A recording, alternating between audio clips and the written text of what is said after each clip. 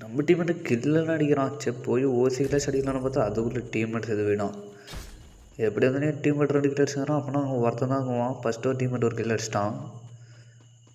அந்த ஒருத்தன் தான் நிற்கணும் தாக்குறான்.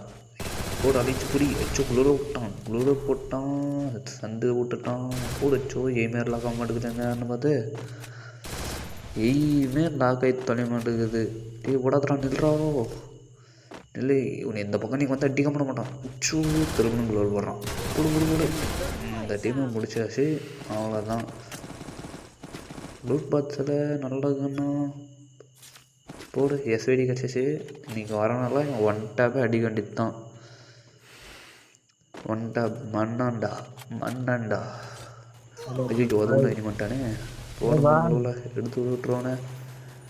இன்றைக்கி நாம் 2 பேர் சோலி முடிஞ்சேன். போடு 1 டேப் விடு முடிச்சு விட்டாங்க நம்மளை.